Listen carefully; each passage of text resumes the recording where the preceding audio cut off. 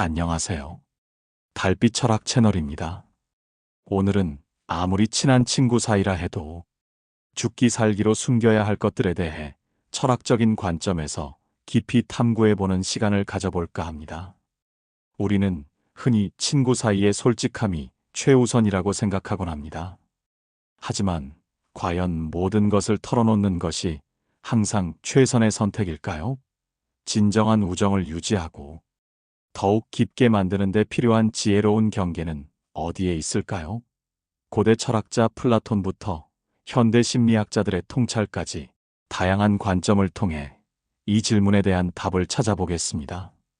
인생의 여정 속에서 우리는 수많은 사람들과 관계를 맺으며 살아갑니다. 그 중에서도 친구는 우리 삶의 가장 소중한 부분을 차지하는 존재 중 하나일 것입니다. 기쁠 때 함께 웃고 슬플 때 함께 울며 때로는 삶의 중요한 순간마다 든든한 버팀목이 되어주는 존재. 그런 친구에게 모든 것을 숨김없이 보여주는 것이 진정한 우정이라고 믿는 경우가 많습니다.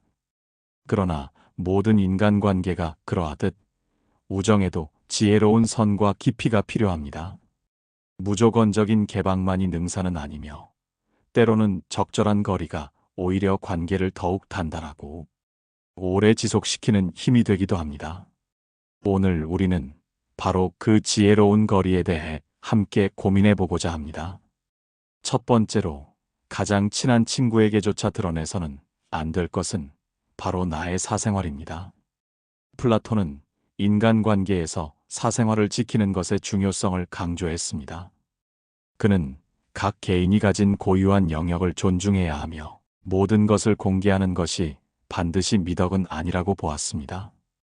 즉, 아무리 친한 친구라도 말하지 말아야 할 개인적인 이야기가 분명히 존재한다는 것이죠. 자신의 사생활에 대한 이야기를 함부로 내뱉거나 필요 이상으로 자랑하는 것은 오히려 관계에 독이 될 수 있습니다.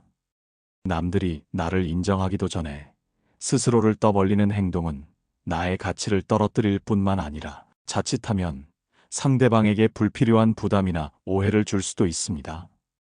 예를 들어 나의 연애사나 가정사 등 지극히 개인적인 영역에 대한 시시콜콜한 이야기들은 처음에는 친구와의 친밀감을 높이는 것처럼 느껴질 수 있습니다. 마치 서로에게 비밀이 없는 허물없는 사이임을 증명하는 듯 보일 수 있습니다.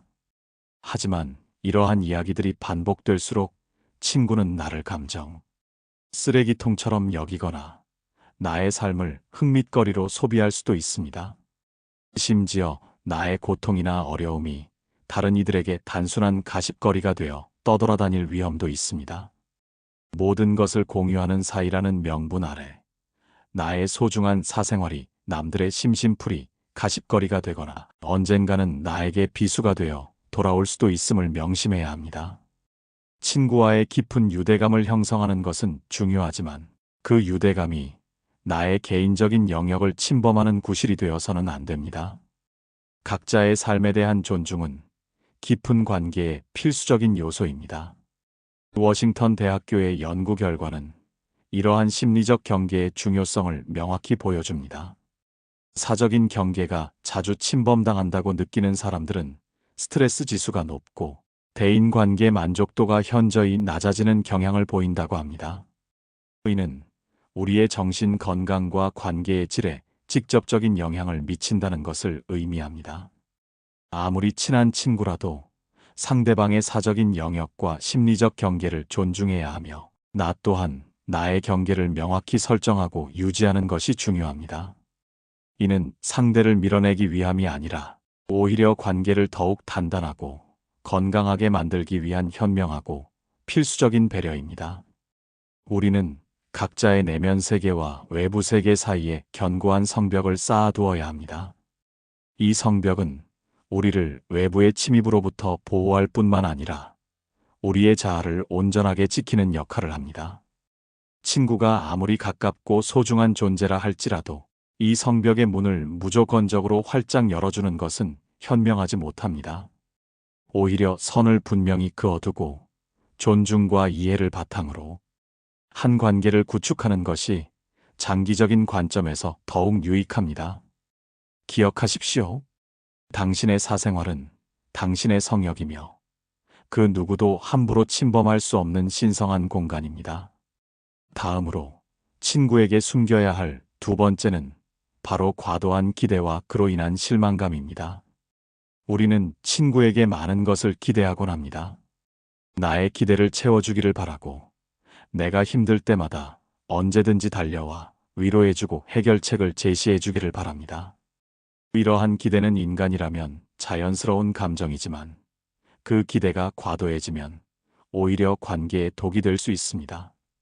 친구는 나의 모든 것을 채워줄 수 있는 존재가 아니며 친구에게 나의 모든 감정을 쏟아붓거나 나의 삶의 모든 문제에 대한 해결사가 되어주기를 바라는 것은 관계에 불필요한 부담을 줄 수 있습니다. 자신의 부족함을 친구에게 끊임없이 하소연하거나 친구를 감정 쓰레기통처럼 여기는 행동은 결국 친구를 지치게 하고 관계를 해칠 수 있습니다.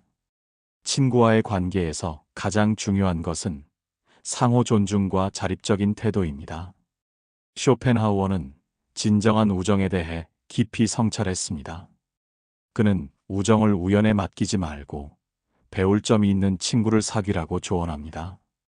그가 말하는 배울 점이 있는 친구란 단순히 지식적인 측면뿐만 아니라 삶의 지혜와 교양을 공유하며 서로에게 긍정적인 영향을 줄 수 있는 존재를 의미합니다.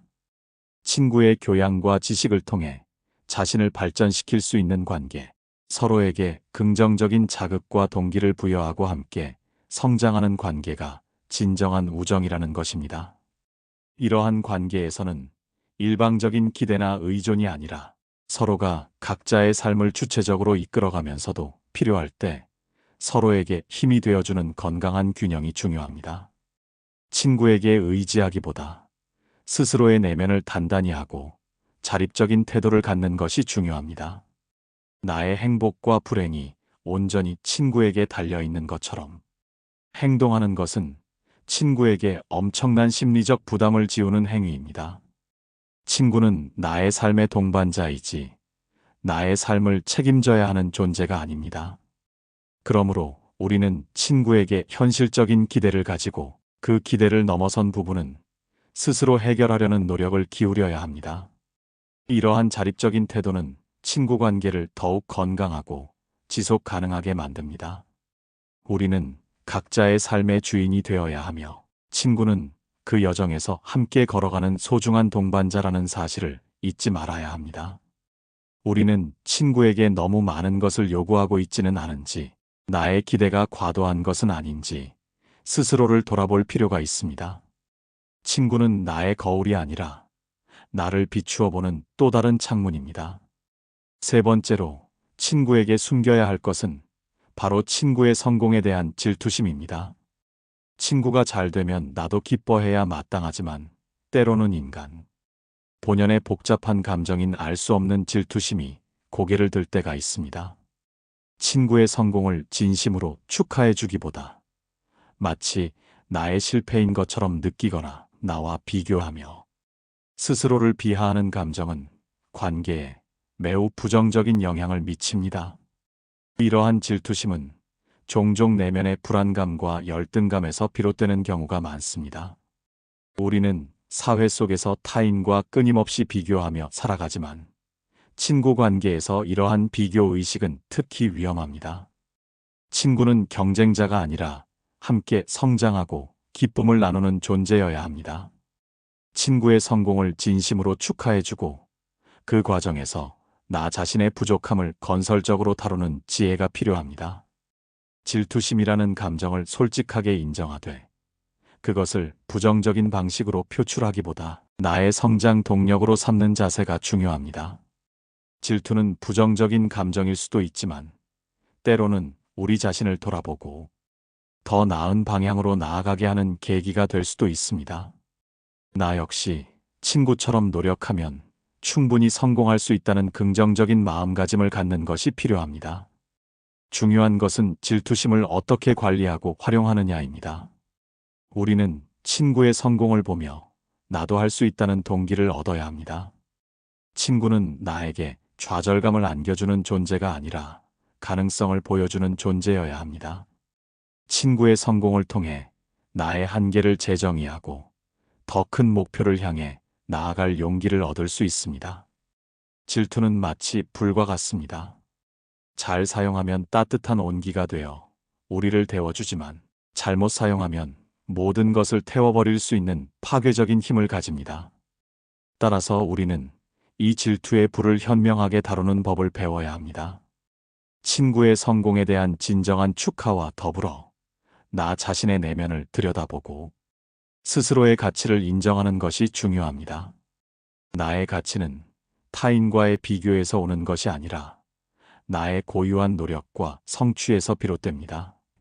친구와의 관계는 경쟁이 아니라 상생이어야 합니다. 네 번째는 나의 약점과 치부입니다. 살면서 누구나 크고 작은 약점과 비밀을 가지고 있습니다. 이러한 약점이나 치부를 아무리 친한 친구에게라도 모두 털어놓는 것은 매우 신중해야 합니다. 말은 한 사람의 입에서 나오지만 1000사람의 귀로 들어간다는 옛말처럼 일단 입 밖으로 나온 말은 더 이상 나만의 것이 아닙니다. 일단 공유된 정보는 예측할 수 없는 방식으로 퍼져나갈 수 있으며 우리의 통제 범위를 벗어날 수 있습니다. 때로는 의도치 않게 나의 약점이 다른 사람들에게 알려지거나 관계가 틀어졌을 때 나에게 불리하게 작용할 수도 있습니다. 이는 단순한 관계의 균열을 넘어 나의 사회적 이미지나 심리적 안정감에까지 영향을 미칠 수 있습니다. 나의 치명적인 약점을 다른 사람에게 말하는 것은 내 약점을 들은 그 사람에게 우리의 삶을 저당 잡히는 것이나 마찬가지입니다. 이 말은 다소 극단적으로 들릴 수 있지만 그만큼 개인의 약점 노출이 가져올 수 있는 위험성을 경고하는 것입니다. 물론 진정한 친구라면 나의 약점을 보듬어주고 이해해줄 것입니다. 친구의 존재는 우리가 취약함을 드러낼 수 있는 안전한 공간을 제공해주기도 합니다. 하지만 모든 것을 다 말할 필요는 없습니다. 들려주어도 괜찮은 말이 있고 감추는 것이 나은 이야기도 있습니다. 모든 정보를 공유하는 것이 반드시 관계의 깊이를 보장하는 것은 아닙니다. 오히려 지혜롭게 선택적으로 공유하는 것이 더 깊은 신뢰를 구축할 수 있습니다. 어떻게 해야 할지 판단이 서지 않을 때는 먼저 주의 깊게 다른 사람들을 지켜보면서 때를 기다려야 합니다. 섣부른 판단이나 감정적인 충동으로 인해 후회할 만한 말을 하지 않도록 조심해야 합니다. 사람들을 관찰하며 한 번 더 생각하면 공개해도 좋을지 비밀로 해야 할지가 분명해지기 마련입니다. 이러한 숙고의 과정은 우리가 말을 내뱉기 전에 한 번 더 생각하게 만드는 중요한 단계입니다.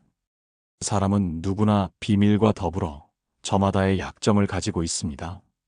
이러한 비밀과 약점은 우리의 내면 세계를 풍요롭게 하고 우리를 더욱 입체적인 존재로 만듭니다. 나의 모든 것을 드러내는 것이 진정한 솔직함은 아니며 때로는 지혜로운 침묵이 관계를 더욱 견고하게 만들기도 합니다. 비밀은 개인의 정체성을 구성하는 중요한 부분이며 이를 지키는 것은 자기 존중의 표현이기도 합니다. 우리 안에 은밀한 정원을 가꾸는 것 또한 중요합니다. 마지막으로 다섯 번째는 바로 말 한마디의 신중함입니다. 아무리 친한 친구라도 말 한마디의 실수로 쌓아온 명성과 이미지를 한순간에 잃을 수 있습니다. 그러므로 항상 신중하게 말해야 합니다. 말은 칼보다 날카로워 한번 내뱉으면 다시 주워 담을 수 없으며 깊은 상처를 남길 수 있습니다. 상대방을 주의 깊게 살피면서 그 사람의 인격에 대한 확신이 설 때까지 말을 아끼는 것이 좋습니다. 성급하게 판단하고 말하기보다는 충분히 관찰하고 이해하려는 노력이 필요합니다. 특히 다른 사람의 단점을 말하거나 비난하는 것은 위험한 불꽃입니다. 그 불꽃은 자존심이라는 화약고의 폭발을 유발하기 쉽고 이 폭발은 가끔 사람의 생명까지 빼앗아갈 수 있는 파괴적인 힘을 가집니다. 비판은 인간을 방어적 입장에 서게 하고 대개 그 사람으로 하여금 자신을 정당화하도록 안간힘을 쓰게 만들기 때문입니다. 비판이란 위험한 것입니다. 왜냐하면 그 비판이라는 놈은 한 인간의 소중한 자존심에 상처를 입히고 그의 자존심에 돌이킬 수 없는 손실을 주고 원한을 불러일으키기 때문입니다. 내뱉는 말은 상대방의 가슴 속에 수십 년 동안 화살처럼 꽂혀 있을 수 있습니다. 그 상처는 시간이 흘러도 쉽게 아물지 않을 수 있습니다. 비난은 부메랑이 되어 나에게 다시 돌아옵니다. 내가 다른 사람을 비난하면 언젠가 나도 비난받을 수 있음을 명심해야 합니다. 남을 심판하지 않는다면 나도 심판받지 않을 것입니다. 친구의 단점이나 허물을 굳이 언급하여 관계를 어색하게 만들 필요는 없습니다. 오히려 긍정적인 면을 찾아주고 격려하는 것이 진정한 친구의 역할입니다. 친구의 단점을 지적하기보다는 그의 장점을 칭찬하고 북돋아 줌으로써 그가 스스로 부족한 부분을 개선할 수 있도록 돕는 것이 현명합니다. 또한 부탁받지도 않았는데 충고는 굳이 하려고 하지 마십시오. 아무리 좋은 충고라도 그저 잔소리로 오해받기 쉽습니다. 사람들은 자신이 원하지 않는 충고를 들으면 반감을 갖기 마련입니다. 정말 긴밀한 관계가 아니거든 함부로 하는 충고는 잘해야 본전이고 보통은 손해를 보는 법입니다.